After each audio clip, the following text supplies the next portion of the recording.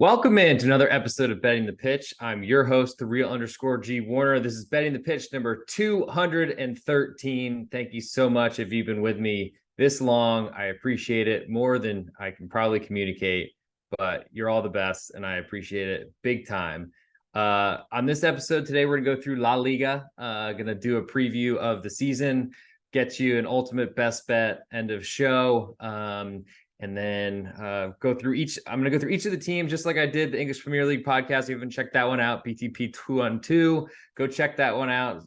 New York area code. If you're from the city way back when, I think they're all gone now. But anyway, 212 is what the area code was in New York City for a long time. Anyway, this is 213. We're going to go, I think it's Los Angeles. Dr. Dre, what's up? We're going to go through La Liga, each team one by one, talk about the moves that were made in the offseason, impacts of those, plus kind of getting an idea of what the team's going to plan to do this year, where they're trying to finish and all that sort of stuff. We'll get into that one by one. Before I do so, I want to mention, check out my Patreon. I highly recommend checking it out. Patreon.com, just the real underscore G Warner. You can access all my plays I'm making, not just the pregame.com play of the day, which comes out each night. This is a nightly post of leans that I'm putting out there. Turn on the notifications. You get up to the second updates for when my write-ups are posted and when I'm locking each play in, and you're in one place for all sports as opposed to having to subscribe sport by sport on pregame.com or waiting for tweets right around game time. My patrons will tell you the price is worth it, so check it out. And before we get started, all lines quoted in this podcast are courtesy of betonline.ag, my favorite place to get my bets down early. Reduced juice is offered on almost every game you want to bet right up until game time. Please follow the link found in the podcast description to fund your account and use the promo code GW50 to receive a 50% match bonus up to $1,000. So now that we have put some more money in your accounts, giving you an idea of where maybe to get a little bit more in touch with what I'm doing, especially with the soccer season coming up. My goal for each day into the season, and I'm saying this aloud to all of you, so please hold me accountable, is I'm going to try to have write-ups done each day before we get the day started. I felt like last year was under the gun a lot and trying to lock things in as kickoffs are coming. Yes, waiting for lineups is a challenge, and I usually don't want to make a play until an hour before a match at the very least, so I can see what starting lineups out there, because that often dictates how a team's going to play. But I'm going to do my best to have all my Reddits posted hopefully on Patreon before we even enter into the start of the day's matches. It's going to be a little bit more challenging on weekends, but I'm going to try to do that on Friday nights going forward, so that then Saturdays or Saturday nights or just Friday all day, who knows. But so I have as much out there as possible, so everyone's getting as much of and a heads up, and I think it'll probably be better for me mentally as well to get everything in sync before we get the day started. So going to start from bottom to top, because I know probably most of you would be wanting to listen to Real Madrid, Barcelona, and those type of clubs, because they're the ones that are going to be doing something on an international or continental level. But we'll save that to the end, because I also feel like it's good to get an idea of what's going on with the rest of the squads before we get in. So I'll start with Deportivo Alaves. They're a Basque side from the northern part of Spain. And they got through in the playoff. Wasn't a pretty playoff, to say the least. I think it was goalless for both legs until a late goal, I want to say, by Alaves, ended up clinching it. But actually, I think it was a penalty. Now it's jogging my memory. Asia Villalibre, who was on loan from Athletic Club Bilbao, with a huge penalty kick right at the last play of the match, so the second leg, that pretty much seemed like Levante were going through, and then did not, stuck another year in La Segunda División, which is really challenging because they were definitely the more interesting team, would have been a better team to watch all season. But at least we kind of know what the Deportivo Alaves will be, and that is a very defensive side. They are worth, I'll tell you the market values for each of these teams as we go through them. 29.35 million euros, according to Transfer Market, which I do trust, and I think they know what they're talking about. While they do make some assumptions, I think they're generally pretty close and kind of set the transfer market, if you will. But yeah, 29.35 million, the lowest value squad in La Liga, far away from Real Madrid at nearly $1 billion at 980 million euros. and potentially higher when Kylian Mbappe joins. But that hasn't happened yet, as far as I've seen. And we'll go through with what the rosters look like today. Luis Garcia, who had been all around many different clubs in Spain, was a manager at Alaves last year. Was appointed at the beginning of the season after they were relegated, and then is still on, and looks like he'll still be there because I think La Liga has a rule that you can't switch and manage two teams in the same division, which is bizarre to me, but happens. In terms of top arrivals, we have Antonio Blanco from Real Madrid, who's not a name that I know. Ander Guevara, who's a central midfielder from Real Sociedad, only 1.8 million. Simeone, one of the sons of Diego Giuliano, is a loan transfer at center forward. Nico Marash from Almeria is not a name that's really well known either. So not a lot of great names that you'd know a lot about, or that I know a lot about, I'll put it that way. And then departures at Las Florian Lejeune, who was already had left the club and remained in La Liga with Rayo Vallecano. It looks like he has made that loan deal permanent. And then really not much has changed besides that. It looks like Victor LaGuardia has retired, but he wasn't really playing much and really wasn't doing much in the playoff rounds either to get into the division. So I don't think that's a huge loss. So looks like the same or similar team, which is a big concern for me for one of the worst teams in La Liga. There's been good success from playoff winners that have done fairly well in La Liga the next season and stayed up. Rayo Vallecano were one of those a couple of seasons ago. And then last year, I mean, I feel like Almeria stayed up. I think they were the last one, or was it Girona? Either one.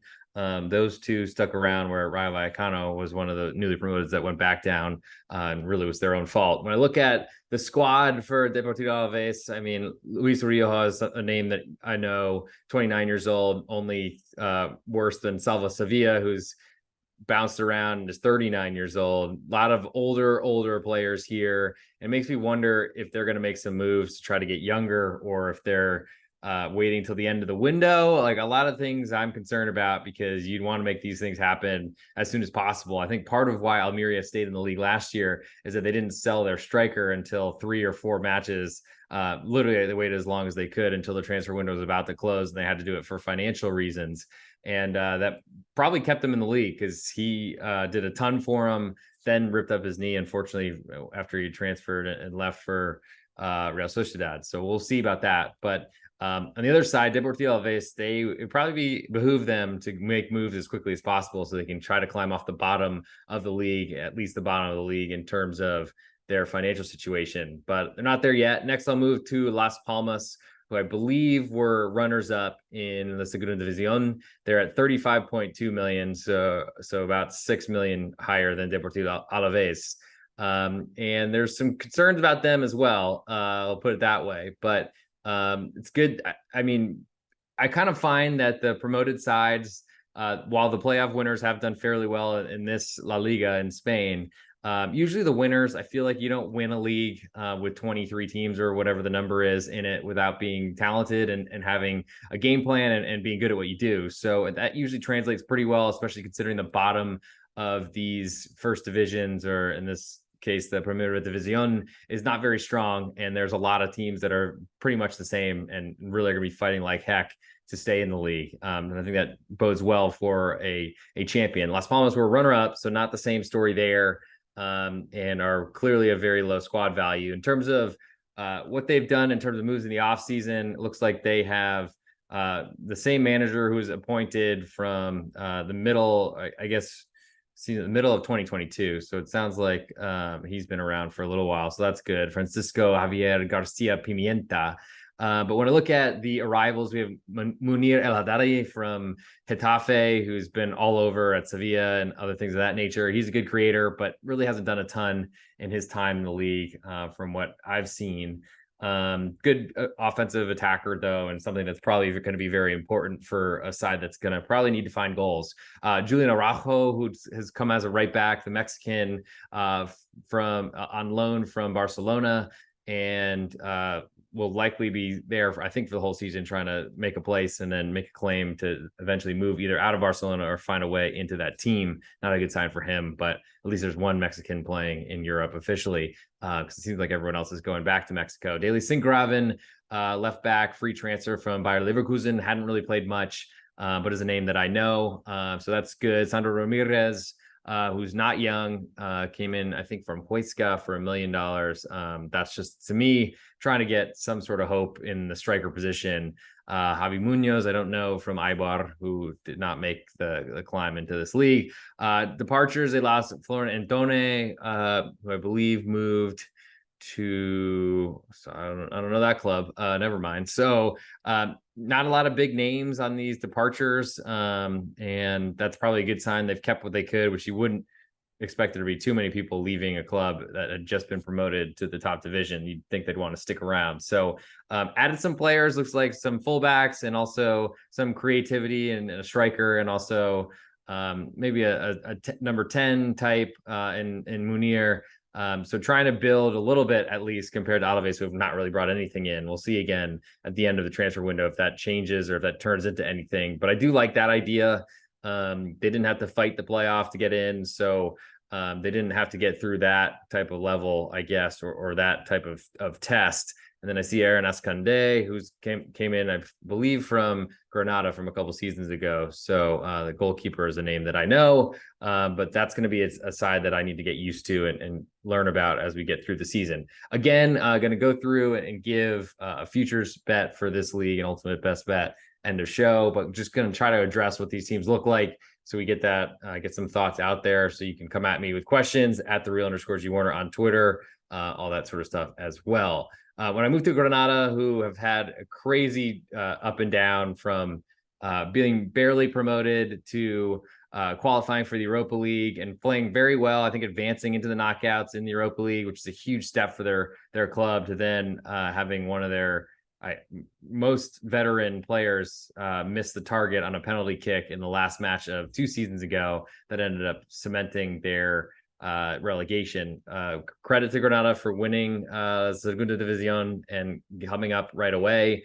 Good sign for them, and we'll see what happens moving forward. Paco Lopez managing. I feel like I've seen him around a long time. I don't think it's the same guy that was at Granada. Let's see. He was appointed in November 9th of 2022. So he's been there a while. Managed at Levante previously and was a great manager at Levante. I feel made a pretty deep run for Levante, who are still in the second division. He was part of the time that they got relegated, but also was a big reason that they made it to, if I remember correctly, the semifinal of the Copa del Rey, which is a huge step for them. And they nearly made a final and would have been incredible for the club. Really like Paco. Feel like he kind of got a raw deal at Levante, but it was part of his fault that they hadn't won in such a long time. But regardless, like the manager, when I look at what they've done in the business world, and at least I'll say the squad value before I get to that, nearly at 50 million euros. So 13 ahead of Las Palmas, who had just been promoted, and almost 20 almost 20 above Alaves. So that's a good sign. They've made some moves, brought in Sean Weissman, the Israeli striker, who's good goal scorer. Didn't really play a ton for Real Valladolid. I'm not sure if that was injury related or because they brought in a bunch of players at the winter transfer window. But paid $3.5 million, so that's not nothing. Gerard Gombau, who's a good creative defensive midfielder, deep lying playmaker that came from Elche, who are one of the worst teams in La Liga, but had a really great run to the end of the year, and it seemed like he's like a set piece taker. So I like that ability a little bit. And he's clearly been in the league for at least the 2 or 3 seasons that Elche have been up. So that's a good sign as well. Jesus Vallejo has come back from Real Madrid on loan, had played for Granada as a center back before. So that's a good sign. In terms of departures, Ruben Rochina, he's been gone. I don't think that's a huge loss. Kini as a free transfer to a Greek league, to Olympiacos, and Jorge Molina, who retired after probably feeling really bad about sending the team down by missing a penalty and tried to stick with the team last season. When I look at the rest of the roster, names that stick out to me, I mean, Antonio Puertas has been around for a while. He's a good player, 31 years old, though. We'll see how long he is able to keep it going. Mitra Ozuni, 9 million euro value, Albanian, is a name that's sticking around and is still there. Let's see. Gumbau, I mentioned Victor Diaz, captain, 35 years old, right back, but more so center back, especially I think at 35. Carlos Neva is good left back, 27. They also have a center back on loan from Barcelona, or I guess had been on loan at Barcelona, Alpha Dionku, who's 21. Be interested to see what he does. Some different names than we've seen in the past, certainly not as strong in the goalkeeping position either. But I think it's good news that that Granada are worth a lot more than the other teams that have come up, and I like their manager. So I we'll see what type of brand they play, but he's usually been pretty aggressive. So that'll be something to watch for in this campaign. Next, we'll move to Cadiz, who have been one of those sides that we're expected to get relegated almost every season. I do not have relegation futures odds right now, unfortunately, but I will be keeping an eye on that one, and we'll discuss it at least for the best bet portion of the show, just to give you an idea of where I'm thinking. So I'll move to Cadiz. They're worth about 57 million euros, so about 10 more than Granada, and basically double Deportivo Alaves. They have kept Sergio Gonzalez, who I believe came from Real Valladolid, and really was a good, I guess, mover into making Cadiz a little bit more attacking than their previous manager, and they've stuck around in the league. And honestly, I thought they were a lot better offensively.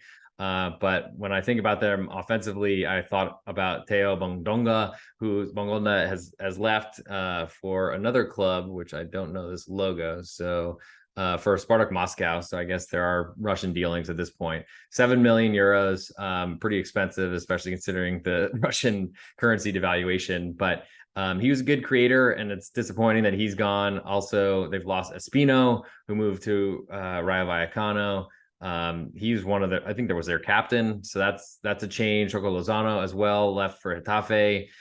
Seems like a lot of these guys left for free as well. Bongonda did leave for some money, and that's, though, unfortunately going to be tough for him. In terms of what they brought in, Daru Machis, who's a great Venezuelan wing player, really got a ton of pace, and it's probably going to be important into Cadiz kind of strategy to try to run as quickly as possible on counterattacks. And that's really what's kept them in the league for a while. Gonzalo Escalante is staying after, I think, being on loan from Lazio. Javi Hernandez coming in from Leganes, and then Sergio Guardiola, another Valladolid player as well. A lot of these guys coming in from Sergio Gonzalez's former stomping grounds. When I look at the rest of the roster, Alvaro Negredo is still there at 37 years old. Name you know, Roger Martí is a pretty good player. We'll see what he ends up delivering, because he wasn't great last year. Brian Ocampo is injured, but is a name that I think is also Uruguayan at 24 years old. Pretty important for them going forward. As I just accidentally clicked on it, that would push me any further. Alex Fernandez still there. It seems like a lot of the important pieces are still sticking around. We'll see what that ends up looking like in terms of the roster this year. Wancala has a knee meniscus injury. That's not great. So we'll see how that goes. Jorge Mere has come back from Club America, or is on loan from them. I think I've seen him in Germany. And so, I mean, there's good players in this team. Ledesma is still around, a goalkeeper. He's got big mistakes in him, but generally is, I think, better than he is worse. And Cadiz, you know, that we kind of know that they're not going to have a lot of firepower, especially with the Bongonda sale. But they're going to do their best to kind of fight to stay in this league. And at least we know they'll fight, whereas other teams, sometimes we don't know that they will. Next, we'll move to Rayo Vallecano, and they've had probably some of the most changes of any team in this league, valued at almost 72 million euros, but they've got a lot of changes that they've had to go through.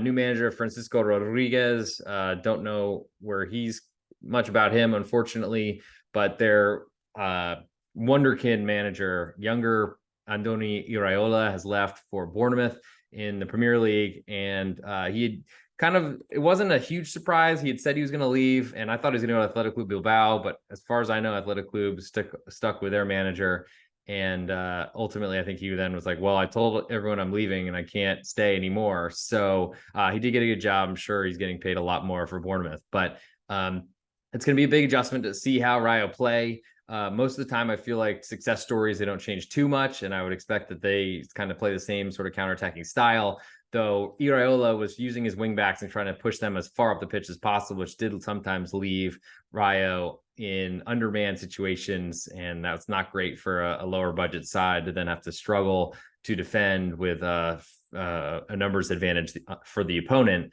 with the ball. In this case, those type of, looking at who they've lost, Fran Garcia, left back, one of those fullbacks that pushes up the pitch quite a bit. That's a huge loss for them. He moved to Real Madrid.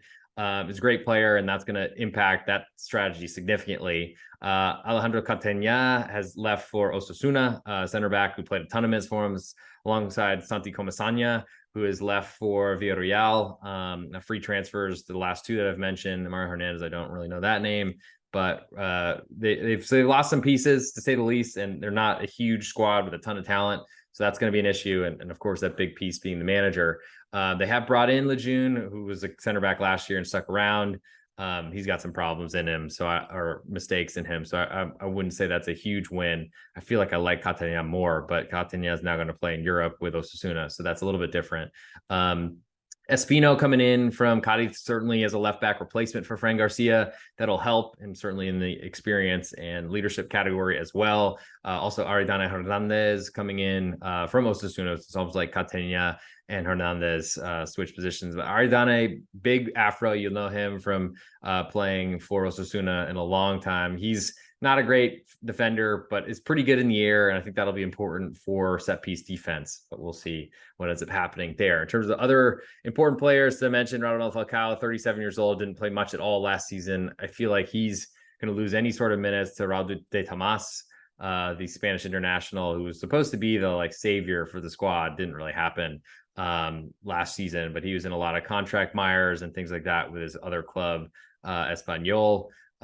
Izzy Palazón, I think the most important player on this squad, and they must protect him at all costs. 28 years old, worth 12 million euros, and really was the biggest threat on the counterattack on the other side of Fran Garcia. We'll see what he does with a new manager, but I imagine until I see him start playing poorly, I'm going to believe he's going to do the same.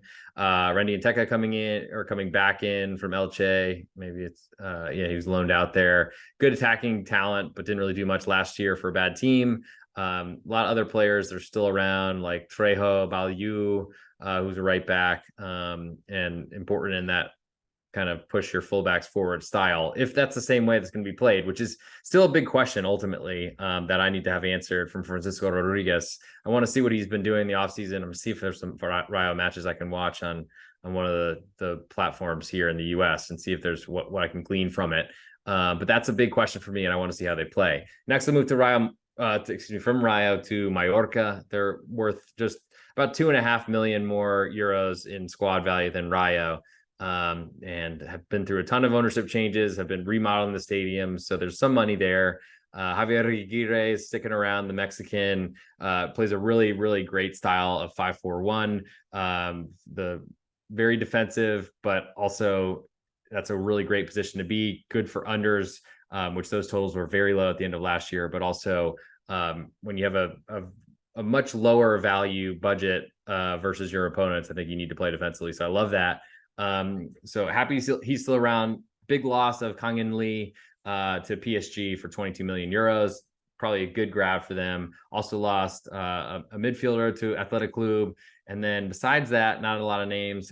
Ana Rodriguez has left, but I wouldn't know that that's a huge, huge loss. In terms of what they brought in, Morlanes from Villarreal paid 2.5 million, paid 2.7 million for Sieb van der Heyden from Union Saint-Gilloise in Belgium. Don't know him personally, but the squad was good last year. Mascarell has come in from Elche for 600,000. That's very cheap, but probably about his age.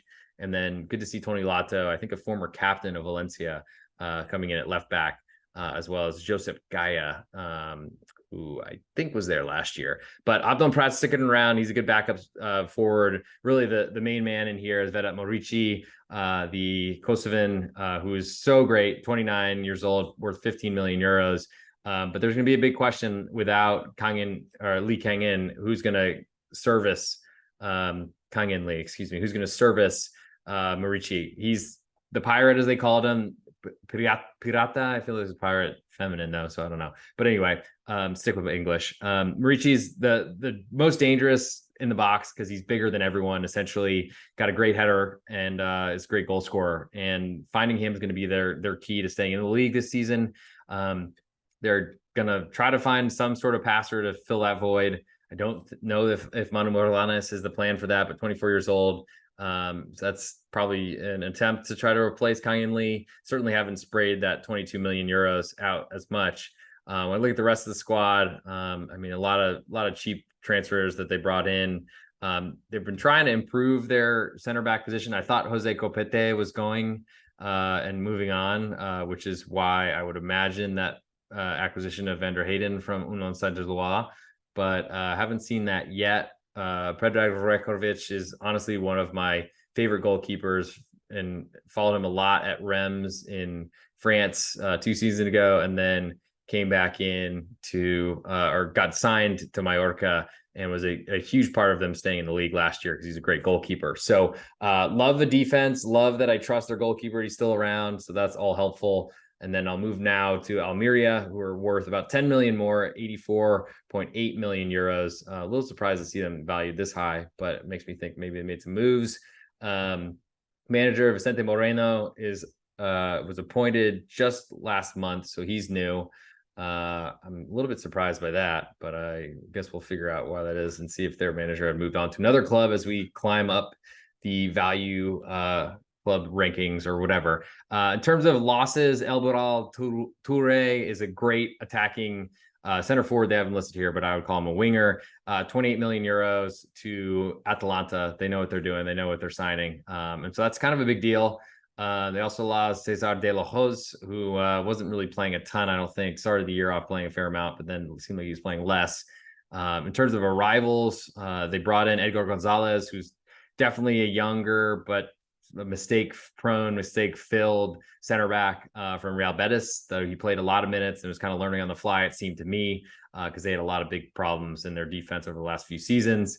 Also, Luis Suarez stuck around after they purchased him from Marseille, and I believe he arrived in the January transfer window. In terms of other players that are in the roster right now, I mean, just trying to think of big names that have come out. And I do love Largi Ramazani, worth 6 million, Belgian, and I believe Burundian, which is interesting. And from what I look at with the squad, Malero in there in central midfield is a great player from Levante previously. Plus, when I look at Pozo, who's a young Spanish potential international. I don't know if he's made it debut for the senior team yet, and then when I look at their middle, their center backs in the middle, I feel like adding Edgar Gonzalez into that center back room is important. A lot of the rest of the players are not huge names and was a big problem for them last year as well. Babic returns, and I thought he was good, but never was perfect, to say the least. And ultimately, this Almerian squad played a very different brand of football at home versus away. They were so good at home, if I remember correctly, and really poor on the road. Vicente Moreno, their manager, I think was previously at Espanyol, if I remember correctly. We'll see what he does and kind of how he changes things. But generally, I'm gonna go with the strategy that if I didn't trust them a year ago, I'm not really going to trust them here. So we'll see what that all looks like. And unfortunately, the Almeria defense was pretty weak, and there's a change at the top. Next, I'll move to Girona, who are over 100 million euros in valuation. So that's a pretty big jump. Now 25 million higher than Almeria. They had a really good year last year and were right around the European places. They start off Real Sociedad, which might be a challenge. Certainly will be one of the best clubs in the world, really, and definitely in Spain. But Michel sticks around. He's been around managing the club since 2021, and looks like he is going on a contract till 2026. That's good. Should be there for a while. The loss of Oriol Romeu to Barcelona was huge, and is not really a loss that can be understated, unfortunately, because he was their like number 4 or 6, the guy that stood in the hole and really defended everything, broke up attacks, and was the physical presence both for scoring goals on set pieces, but also defending set pieces. That's a big loss. We'll see how they cope with that, and that's probably where I'm going to look at first. Ramon Torres, he left for Villarreal and seemingly was one of those kind of under the radar signings in I think January or maybe even beginning of last season. Probably was in January. They weren't listed here, but the rest names I don't really know. In terms of arrivals, they brought in a loanee from Troyes, who doesn't say a lot to me. Younger Herrera was there last year and been bouncing around big clubs. Manchester City previously was on loan forever at many clubs in Spain. Paulo Gazzaniga, I believe, was goalkeeping last season, but maybe they made that permanent. Daley Blind coming from Bayern via Ajax. Really didn't play much last season once he made that move, but it's probably a decent signing. And then Pablo Torre, who's got some big pedigree for Barcelona. Very interested to see what his valuation is, and maybe that's why the squad value is so high for Girona. But when I look at the rest of the squad, Stuani still there, 36, fighting through heart issues, and still came back and played. Viktor Tsigyankov was so good for Ukrainian, was so good for Girona last year. I'm very interested to see what he does. I thought he might move this year, still might, worth 22 million euros. The rest of the squad, Paulo Torre, only valued at 3 million, but I guess because he's 20 years old, that should be a lot higher. I'm sure it'll go for a lot more later. Daley Blind should help. I mean, center back or left center back, I think, is what I have seen him play for the Dutch nationals team. So that's interesting. And then the rest of the squad, I mean, not a lot of center backs that I'm very familiar with, I got to say. So that's David Lopez, who 33 years old now, but has proven to be a solid pro, coming over from Espanyol a couple of seasons ago. Juan Pay as well, I believe was the captain last season. So, I mean, they've got some depth there, but it's aged. Like all three of those guys I mentioned are over 30 years old. So we'll see what that looks like, especially with Girona trying to fight through a second season syndrome. Next, we'll move to Getafe. Vamoeta, probably should have worn their kit today, but you'll probably see that a lot during the season on these videos. Worth nearly 118 million euros. And let's see. So Bordalas came in, rescued them because they were in big trouble, relegation threat. Was there previously, had left for Valencia. Things didn't go great there. And now he's back. They lost Munir, as I already mentioned. Not a huge loss. Jakub Jankto left for Cagliari in Italy. Was only there for a little while. Don't think that's a huge loss. The rest of the departures don't seem to matter too much to me. Arrivals, Alderete, who's I guess came with I think he was there already. So but had been from Hertha Berlin, but had played for Valencia and had played for Getafe, I think, last season. Jose Angel Carmona on loan from Sevilla is a good goal scorer. Had shown that he had some talent when he was at Elche, the bottom side, last year for like the entire campaign. So that's interesting. Portu has been around, formerly of Real Sociedad, and then I think bringing in Choco Lozano as a center forward on a free transfer was a nice grab for them. When I look at other big names, Jaime Mata, 34 years old, wasn't playing a ton late in the season, was kind of a late super sub. Boyer Mayoral have been playing a lot. One big issue they're going to have to contend with is Enes Unal, his cruciate rupture, which he's not expected back till late January, and I think that might even be a little bit aggressive. When I look in the middle, I mean, they got a ton of players, a lot of physical guys. Under Bordalas, you should not expect a ton of goals from Getafe. The totals were so low and across this league, really, but especially in Getafe matches. I don't know necessarily that I believe in their offense. They're going to have to prove that. So I feel like they're a road team. If you're going to back them, you probably want to look to unders, and really a home team want to back their unders anyway. So just an under team all over the place.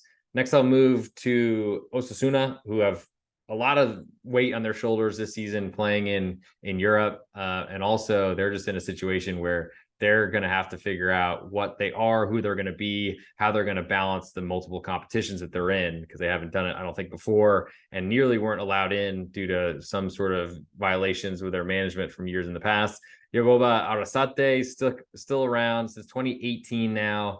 I feel like someone's going to grab him sooner rather than later, but hasn't done it. It's going to be in Europe with Osasuna. Had a big run to the Copa del Rey final last season, so pretty impressed by him. Ardane moved on. Their center back, not a lot of other losses. Brought in Catena, as I already said, from Rayo. Johan Mojica just signed on loan from Villarreal. That's an important left back, a lot of pace, Colombian. And then not a lot of other moves. So they've kind of kept the squad in place. Jimmy Avila is probably the most important player in the team to me, alongside Ante Budimir. Really good combination with one on the wing and one up top. Budimir, very tall Croatian. When I keep going, I mean, Amaro Rose, seeing him still around at 15 million euros, probably going to get a lot of offers for him soon. Paulo Ibanez as well at 24 seems pretty good to me.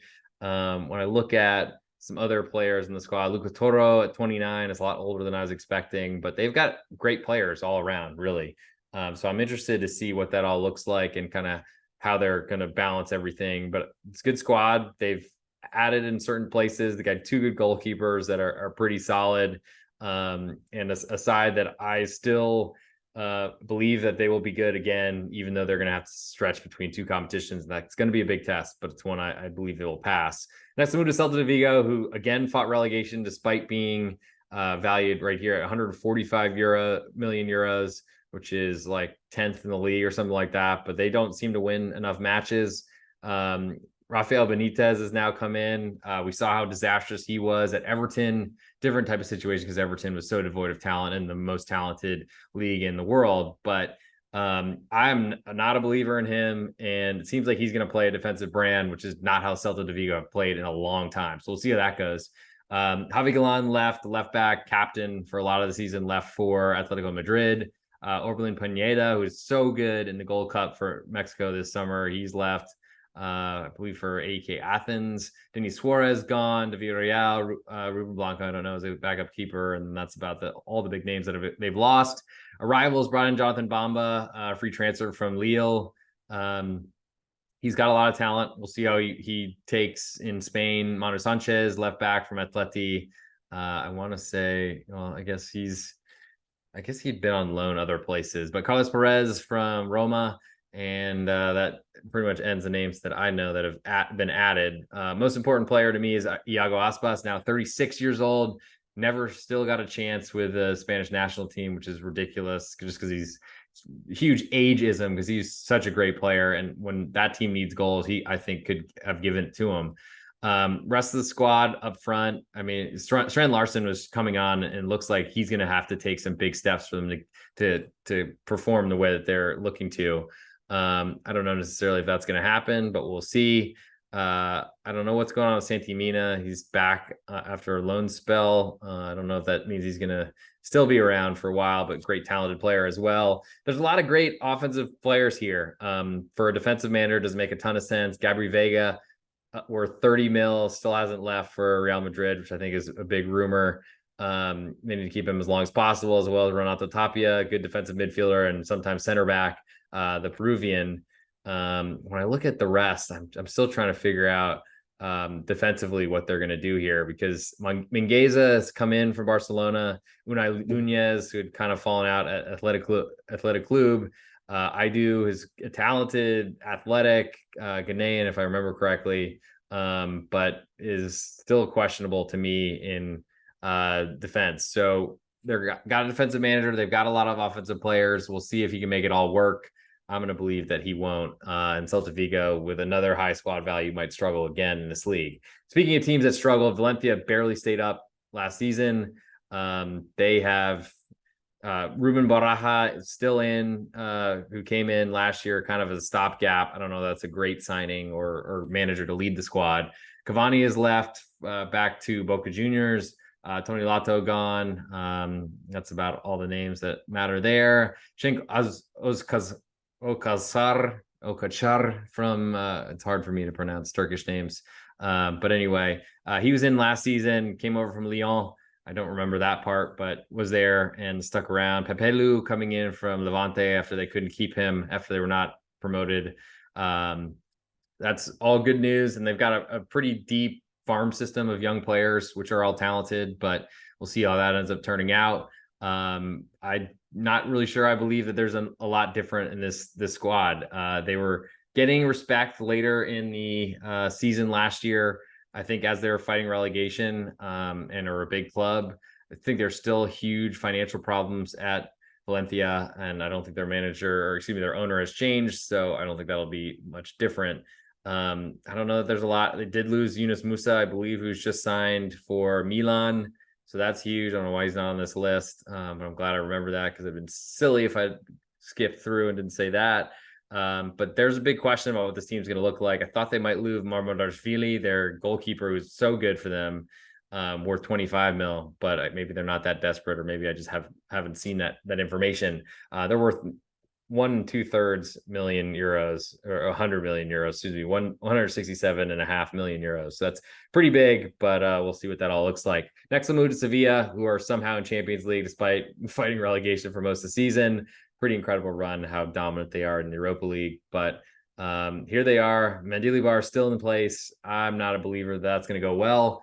Hasn't really, when he was managing the weaker, less valued, less rich Basque clubs, found his way to Sevilla and messed around and won the Euro. So good for him. And they're going to have to battle Champions League. I don't think they're good enough to do well there. Carmona, like I mentioned, is on loan at Getafe. I'm surprised they didn't keep him around, but I guess there's other reasons for that. Rekik gone, Ronnie Lopes gone. That's not really huge losses. Lokbade, who they brought in kind of a panic move from Rennes. Good move. He's still around and should be. Adria Pedroza, coming after Espanyol relegated, will help at left back. Maybe that was a little bit more they needed. It made Carmona expendable, but I mean, they play on different sides of the pitch, it seems. So when I look at their squad, I mean, the battle up top for En-Nesyri and Rafa Mir, both are quality at times. En-Nesyri, I think, is far better. Didn't have a very good year after getting injured a couple seasons ago, and really kind of came on towards the end of the season as they were making their charge. Very offensive manager, so he's going to try to score a ton of goals. I like the idea of facing teams that are underdogs against them that will play defense and will also be able to spring counterattacks. I think they're going to be goal scored. Tecatito, we'll see how much he plays this season. Another Mexican in Europe, as there are not many. Lamela was pretty good for Sevilla. I mean, there's good players in this team. Thomas Delaney, I don't know what his story is. I feel like he's probably not going to be around that long, but came back on loan after it expired at Hoffenheim. Rakitic at 35. We'll see how much he offers to the team this season. Navas at 37. Another question as well. He played in Spanish international stuff, so maybe he's still going. We'll see what happens with their center backs, because Nianzou was awful for Bayern, and also was really bad for Sevilla as well. We'll see if Marcao can stay healthy, and then really we'll see what this team looks like under Mendilibar, because I don't think it'll be a really nice time for them in Champions League. I think they'll really struggle there. Next, we move to Villarreal, who had some big changes last year, bringing in Quique Setien after whoever it was quit. Unai Emery left mid-season. My lone futures loss last season was on this one, where I was going to play, or I did play Villarreal to finish the Champions League position, and unfortunately they finished one spot out of it, a lot because of injuries and a lot because their manager quit mid-season and left, which was a big reason why I made the play. Unfortunately, I didn't see that one coming, and we'll try to handicap that a little bit better going forward this season. They've done a lot of selling. Pau Torres got 33 million euros from Aston Villa, Nico Jackson from 37 from Chelsea, Boulaye Dia, who's a great player for Salernitana in Italy, for 12. Danjuma on loan to Everton for 4.25, and Samu Chukwueze for 20. So they've put out a lot of money, or they've brought in a lot of money. What they brought in, Sorloth, 10 million euros from Leipzig, who had played at Sociedad last season. Mateo Gabia, center back on loan from Milan. Denis Suarez, free transfer. Comasanya, free transfer from Rayo, and Ben Brereton Diaz, the Englishman who was somehow playing for Chile a couple seasons ago and like not even able to speak a word of Spanish, but was still in the squad. That was a big fancy name, but really hadn't done too much, and as a free transfer didn't say that much. Kind of weird to see them bring in so much money and not spending it. Makes me wonder if they're trying to recoup the expense of the new stadium they built, but that's a concern. They were not a good defense and really were just trying to outscore everyone. It went fairly well for Quique Setien, but I don't believe it. Didn't believe in it last season. Jose Luis Morales, 36 years old now. So Sorloth just should slot in. We'll see. Most important player, I think, in the club is Gerard Moreno, now 31 years old, worth 20 million euros. But really, the team goes as he does. If he's healthy, they'll be a lot better. If he's not healthy, they'll have trouble scoring. And that's when I like to bet against them the most. Dani Parejo at 34 in central midfield. He's definitely older and really isn't doing much anymore in terms of moving. Ramon Taraz is going to be important to them at 22, who they'd stolen basically from Girona. Juan Foyth is looking like he's injured. I guess this is a shoulder injury, so he might be back relatively soon. Albiol at 37 years old, not young. Mondi with a ton of mistakes in him at 31.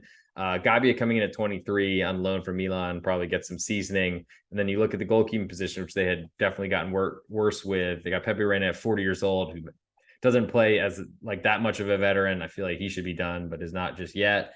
And then let's see what else we got. Philip Jorgensen, looks like a Swede and a Dane combo, 21. I wonder if he's going to take that job and start this season, which is a little bit of a question mark to say the least. Next, we'll move to Athletic Club Bilbao. Villarreal are over 200 million in value, as are Sevilla. Athletic Club at 216. And so we'll start with them. So sticking around, I believe, is it Ernesto Valverde? Yes, he's still there. In terms of departures, they lost Inigo Martinez, who'd been out of the lineup due to injury last season for a lot, but he's at Barcelona now. Let's see. In terms of, that's about it for departures. In terms of arrivals, they brought in central defensive midfielder Ruiz de Garreta from Mallorca, plus Aresh from, I think, their youth squad. Not a lot of other moves that have been made. Big question is, are they able to finish goals? Because they are a good defense. They're a good team. They get a ton of credit for playing at home in San Mamés, where they don't really score a lot. So I love betting against them, love betting unders when they're involved at home. Don't think that'll change this year until they prove differently. The Williams brothers, Iñaki and Nico, are so fast. They have so much pace, but they don't really score enough goals when they get the chances. We'll see if Nico at 21 might be improving upon that, as he's a lot younger. Iñaki, I think, is a finished product, and we know what he is, even though he's 29 years old now. When I go to Asier Villalibre, who basically got Alaves into the league, but he's come back on loan. He's, to me, more of a backup striker, though, if anything. Raul Garcia, now 37 years old. He's not young. Still question how they're going to put the ball in the net. Unfortunately, they're going to have the pace, but they don't really do a lot with it. Iker Muniain, now 30 years old, captain, wasn't playing a lot last year. We'll see how that goes. I think the most important player in the midfield is Oyan Sasset, who's just signed, I think, a big deal to stick around for a long time. We'll see how that all ends up. But I think some of my questions is center back with replacing Inigo Martinez, but he didn't play a lot last year. It's not a big deal. Aitor Paredes, who's 23 years old, he's someone that I'd like to bet against whenever he's in the lineup. So I'd like to see him not in there if you're an Athletic Club backer. The problem is Yuri Alvarez, 28, is fine. Vivian at 24 still leaves a little bit to be desired as well. And the fullbacks seem to be getting a lot older, with Berchiche at 33, Leque at 30, DeMarcos at 34. Those are some questions, I think, for the club that just doesn't really score a lot of goals. Next, we'll move to Real Betis, and they are at 230 million euros. And they're fifth highest in La Liga. So we're almost there, kids. Sorry, it's taken a while, but I feel like going in depth will help pay some dividends down the stretch. Manuel Pellegrini still around, the Chilean, 69 years old. Nice. He's been awesome. Really kept this squad going in the right direction, even through like a couple of rebuilds. Sergio Canales has left the club, which is interesting, and he was certainly an important part to them, but it kind of left some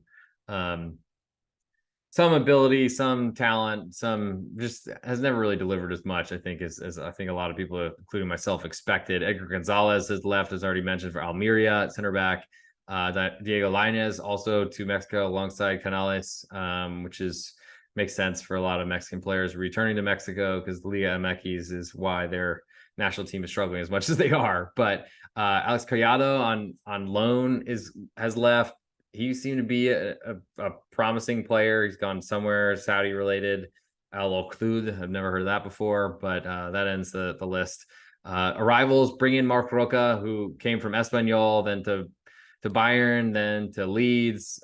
Pretty important player, and he's on loan after Leeds dropped in the championship. He might be an important piece to them. Hector Bellerin is still around, free transfer. Ayoze Perez, who'd scored a bunch of goals after he came over from Leicester City, as they were shedding salary and then got relegated. So that's helpful. Isco coming in as well is a little bit weird, because I'm pretty sure he was playing for Sevilla recently. And it looks like Mark Batra has come back from Trabzonspor in Turkey. Not a great player. Definitely has some mistakes in him, but it's good for center back depth, I guess. Joaquin has retired, unfortunately. So everyone wearing 17 jerseys probably won't be for a current player. Willian Jose and Borja Iglesias basically working out, basically rotating at striker is helpful. We'll see how that all goes, but it's nice, especially a mixture of multiple competitions. that Pellegrini will have those two guys back to back. In terms of other important players, Luis Enrique has looked like he's going to be really good. Not sure if he's there yet. Perez, like I said, at 30. Wanmi is a pretty disappointing season after scoring 1 million goals 2 seasons ago. We'll see if he returns to that at 30. Seems a little bit less likely. Then Nabil Fekir coming off, I think, an ACL. We'll see when he comes back. Return expected September. We'll see how that goes. And I think really there's a lot of good players here. We trust the manager. It's a good squad. They definitely throw in way too many red card challenges and do things like that. I hope Ruiz Silva is going to take the job from Claudio Bravo. I feel like for some reason Pellegrini still messes with Claudio Bravo, and it doesn't make sense to me. But there's a lot of center backs that you know the names of. Luis Felipe, German Pizzella, Bartra, as I mentioned. None of them are that great, though. So that might be their biggest issues when they face good teams, is trying to keep the ball out of the back of the net. Next, we'll move to Real Sociedad. So now we're into the Champions League places. Real Sociedad at $3 $750 million, so $375 million. Big jump from Real Betis to Real Sociedad. First match I went to in European soccer was at the Real Arena, and Imanol Alguacil is still there, sticking around ever since 2018. They've lost David Silva, who retired. The magician, sad, but makes sense. Other than that, really haven't lost anybody. Brought in Andre Silva from Red Bull Leipzig. He wasn't playing a ton, but was in the rotation. And then bringing in Amare Traore from Rennes, is their captain, was a big signing, and he'll look good at right back, I'm sure. Question a little bit how much they score.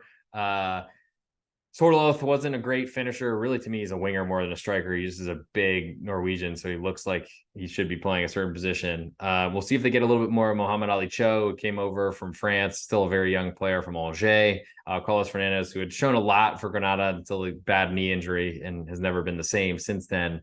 So I think that's my question for Sociedad, is how do they score goals? Andre Silva will certainly help.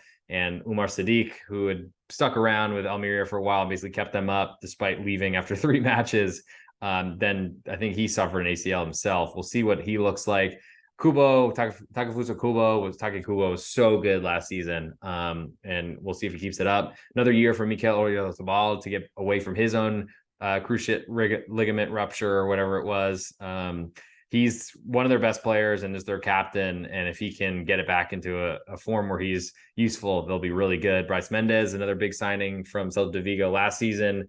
Mikel Merino, big name in the center back or center midfield position, defensive midfielder, but sometimes can move up front as well. Their defense I thought was great last year.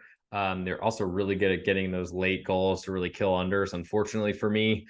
But I like Traore at right back coming in. Doesn't seem like they had a ton of talent there, though. It looks like Gorosabel at 26. They might rotate and make sense for Champions League and a La Liga demanding campaigns back to back.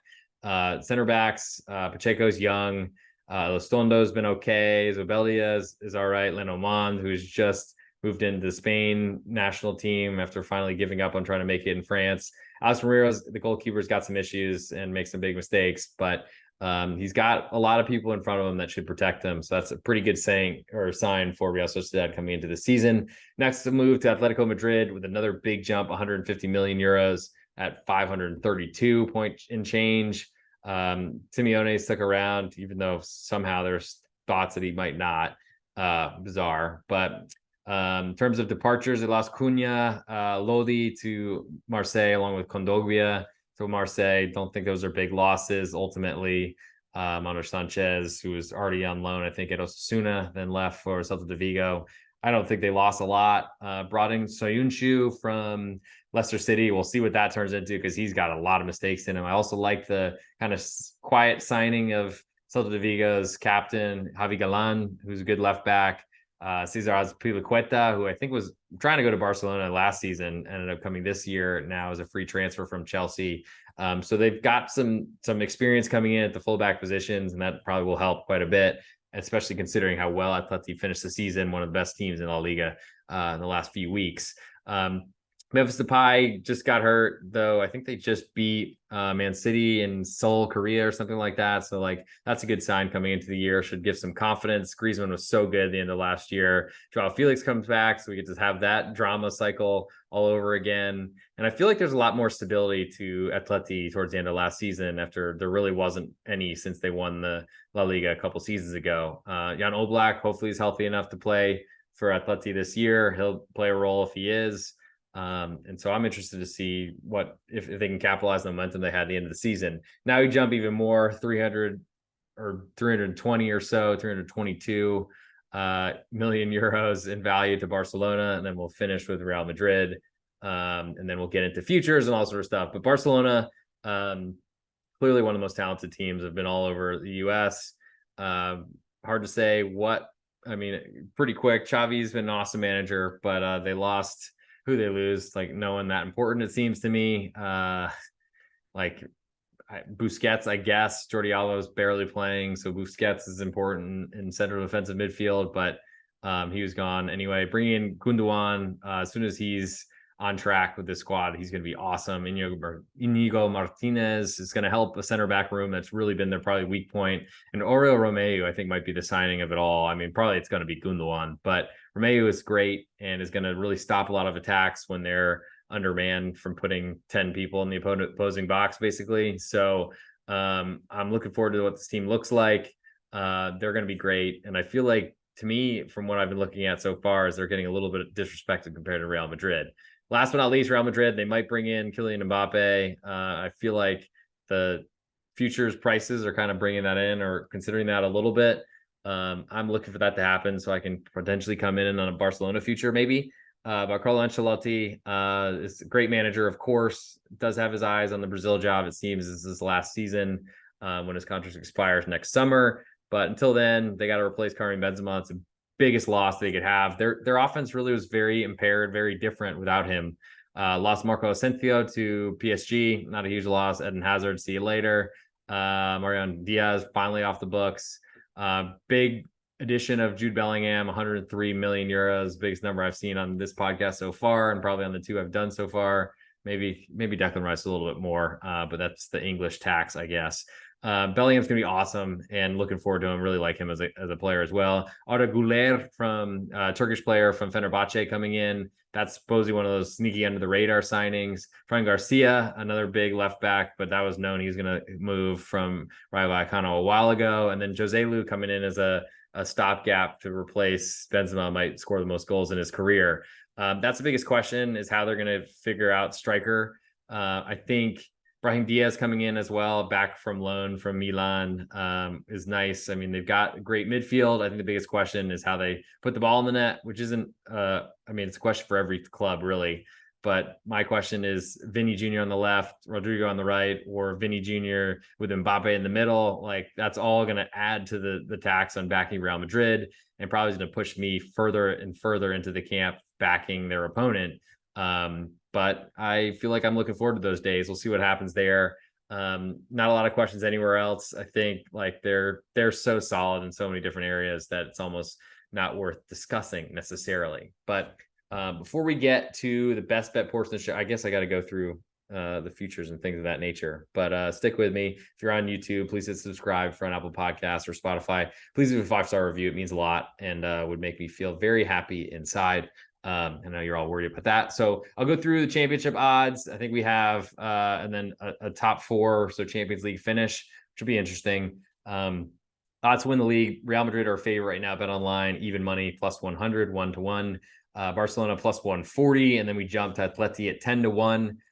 Barcelona with a pretty easy win last year, though it wasn't because they were great. Their defense was good, but I think it's because everyone was scared of them. Their offense wasn't great. They were an under machine pretty much for a lot of the season. And that's usually not what you'd say about a team that wins a league by double-digit points. But Real Madrid, you could say they were focused on Champions League.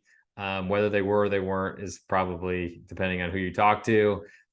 They were, to me, fairly good in Champions League, pretty average in La Liga, and especially were average and could not really score goals without Karim Benzema. So it's going to be a big test for them this year. I think Barcelona are in a good position, showed in the matchup in Arlington, Texas last week that they last weekend that they were likely to possess a lot of the ball when they matched up with Real Madrid. And I kind of like the idea of Barcelona getting a quarter of a goal at Real Madrid if it comes later in the season. You go from Atleti at 10-1 to Sevilla 33-1. I don't see that. Real Sociedad 40-1. I think Sociedad have a much better chance to Sevilla. And I now feel like I'm going to be in a very good position to bet against Sevilla if they're going to be graded as the fourth most likely team to win La Liga. I do not see that whatsoever. In terms of top four finish, we got Real Madrid minus 1,500, so 1-15. Barcelona minus 1,250, pretty much the same gigantic numbers. I'm not betting those. Atleti minus 250, so 1 and 2.5 or 2-5. If you like the British type of odds, Real Sociedad 2-1 is interesting to me because they finished in Champions League position last year. I would think the status quo would hold, especially at 2-1 odds. It looks fairly nice. Yes, you got to worry about someone coming in there, but I don't really know who it's going to be. Sociedad have a ton of talent. They've done great investing. They are getting healthier from their stars who really didn't do much last year, and Mikel Oyarzabal as well. Their losses weren't significant, and I think Emmanuel Alguacil is one of the best managers out there. Maybe Champions League's going to really hurt them, but they've got a pretty deep squad as well built into it last year, so it's not all newcomers. I'm very interested in Real Sociedad at 2-1. Sevilla at 2.25, no way. Villarreal have sold way too much at plus 250. Athletic Club, they can't score enough goals to beat anybody really, so why would we trust that? Real Betis have a lot of problems themselves. I don't see, and then we dropped to 16-1 odds on Osasuna. We're going to balance two competitions. I don't see that happening. So that's very interesting. And I guess before we get out of here, I might as well just throw another plug in for my Patreon account. Again, if you haven't signed up, it's a great spot to get all my leans coming out each night across all the sports. And I'm honestly adding write-ups as I go through them, and I write them up during the day. I'm going to try my best to get them all out as soon as possible ahead of time going into this season, as I think that's going to be a good job to get me to rid myself of some of those losers that I play last minute, just I can't resist. Also, it's a very affordable price. I think any of my patrons would tell you that. So check that out, patreon.com. So that's _G Warner. And then I guess now it's time for the ultimate best bet portion of the show. Thank you for however long we've been doing this. It's been a very long episode, but I really appreciate if you've been sticking around with me so far. And this is, I gotta check the number here, but I think it's, yeah, so this is, let's go, right. So this is betting the pitch number 213 with the real _G Warner. That's not even good. I'm gonna start that over. This is betting the pitch number 213 with the real _G Warner on Twitter, Instagram, wherever you can find me, Patreon especially. Check out the promo code in the description where you can go save some money on a deposit, get an extra bonus to bet online. Also, slide in some DMs if you want some help trying to find other outs as well. I highly suggest as many as you can. For my best bet for this episode, betting the pitch number 213. I'm going to go in, this is a Spanish La Liga podcast for today. So I'm going to go with my best bet from that league. It's going to be Real Sociedad at 2-1 to finish in the top four in Champions League position. I really think that they're super strong. They've built up their squad over the last two seasons. I feel like they're getting players back that are almost like new transfers that are just players returning to health. Didn't lose a lot, have a great manager, and at 2-1 odds, I don't think Sevilla nor Real Betis nor Villarreal can really hold a candle to them. Just if Real Sociedad can handle Champions League, they're going to get in the top four again next year. And that'll do it for this episode, betting the pitch number 213. We're going to do 3 more of these with, I think, Serie A coming next. But if you got any feedback, questions, thoughts, concerns, any interest for me to go a little bit deeper into something or change a little bit what I'm doing, always open to do this for the people. So hit me up, the real _G Warner on Twitter. Follow that, hit that follow button, do the Spotify, Apple Podcast 5-star review thing. That'd be great. Subscribe on YouTube. I'm going to be putting out shorts this year, so a little bit more bang for your buck. I would suggest coming in for the analysis, but whatever you can fit into your calendar, I appreciate. And as always, thank you for the support, and I will talk to you all soon.